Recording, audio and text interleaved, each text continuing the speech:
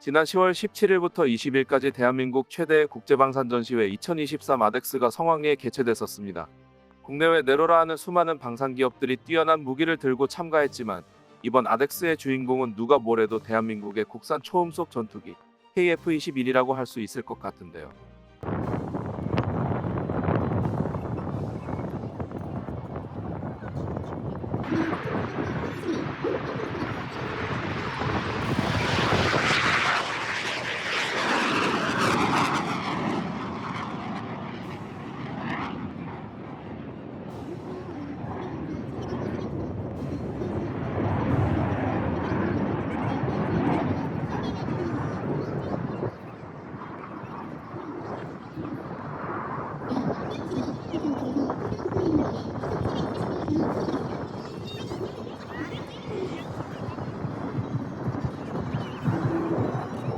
대중 앞에서 처음으로 선보여진 KF-21은 그동안 시험 비행 영상에서는 볼 수 없었던 수평 급선의 기동, 배면 기동 등 각종 고난이도 비행을 실시하며 KF-21의 뛰어난 성능을 전 세계에 과시했습니다.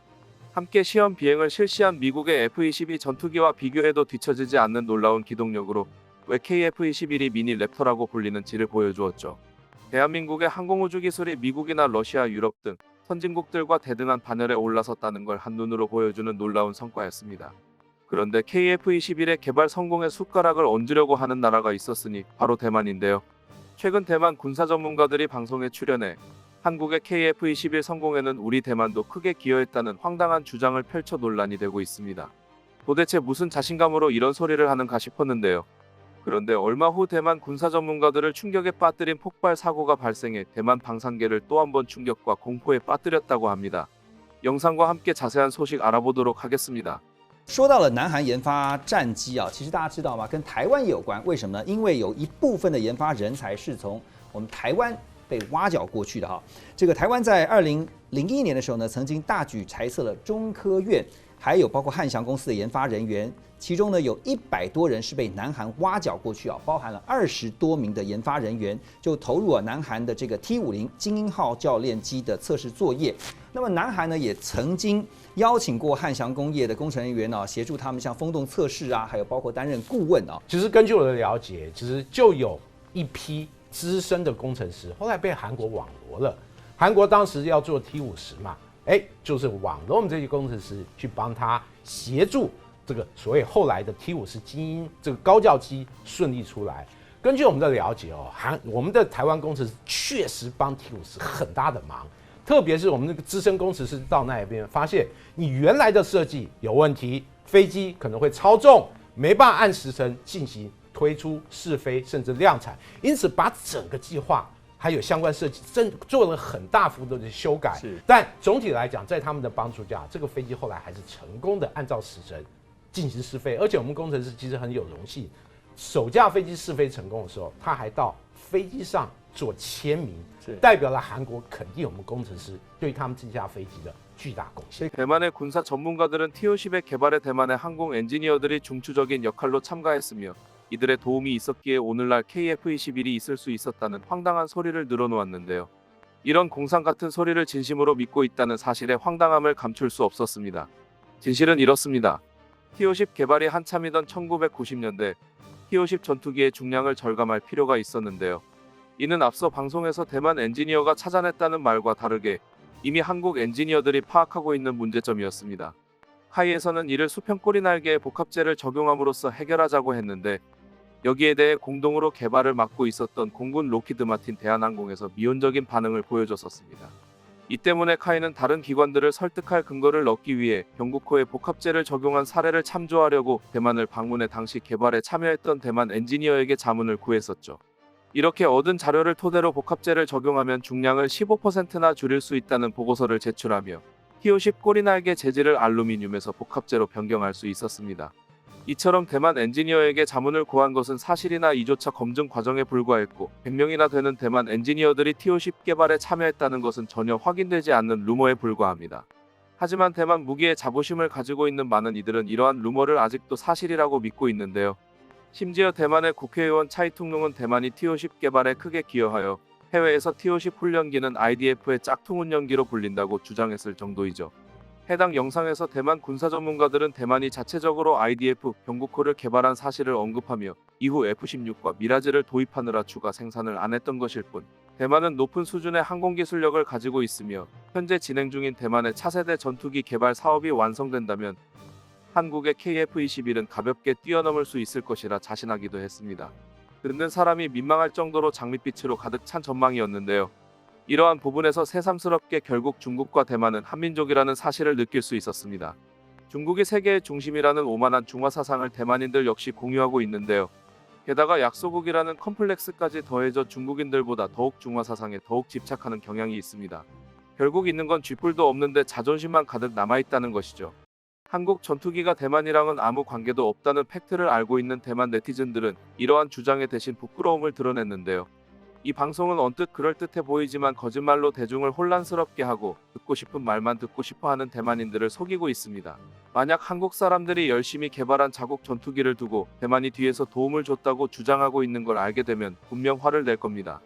대만 엔지니어들이 정말로 뛰어나다는 걸 증명하려면 한국 같은 전투기를 개발하면 되는 일입니다. 요리도 할 줄 모르면서 옆집 5성급 호텔 셰프가 내 제자라고 매일 자랑하고 있는 꼴에 부끄러워서 얼굴을 못 들겠네요. 그리고 얼마 전 이들의 기대와 정반대되는 충격적인 뉴스가 대만을 강타했다고 합니다. 대만이 그토록 자랑하던 국산 전투기 경국호가 비행 도중 엔진이 폭발했다는 것인데요. 8月10号，台中市清泉岗空军基地在飞行演练中，一架 IDF 金国号战斗机在特技展示时，发动机后燃气喷口发出异常的火光，而后飞行员紧急降落，所幸人机平安。空军司令部回应说，经过初步检查，发现发动机情况正常，没有外物及内部的损伤，研判应该是喷口呼烟器气封片间隙过大，于是开启后燃气时，发动机火焰从间隙喷出。虽然所幸没有发生什么事故，但大家也都觉得已经近30年历史的 IDF 确实已经老迈。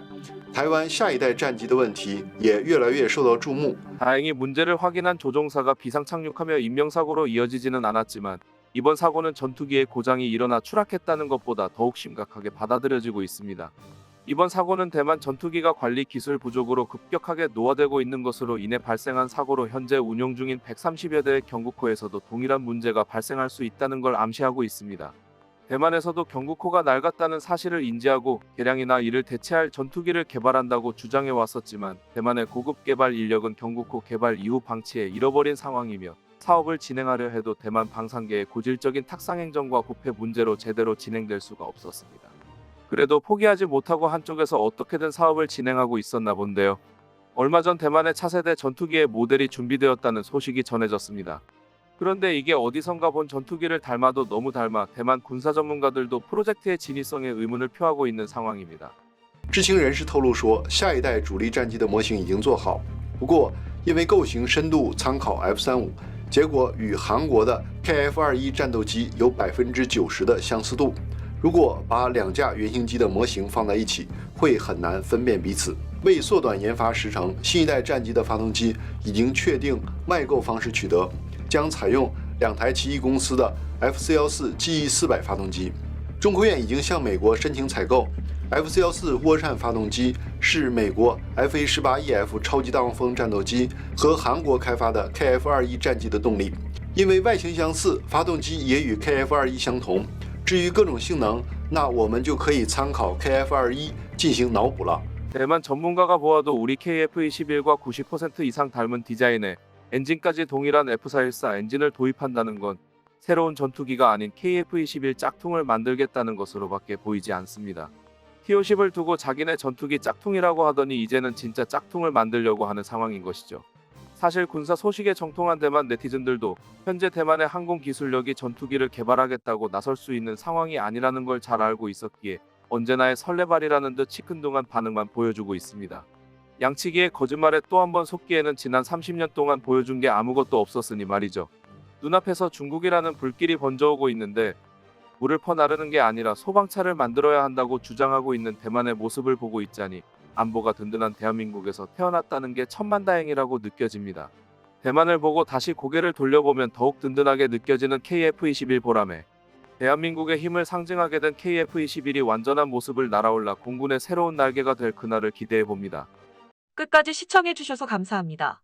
도움이 되셨다면 좋아요를, 다른 이야기도 궁금하시면 구독을 눌러주세요.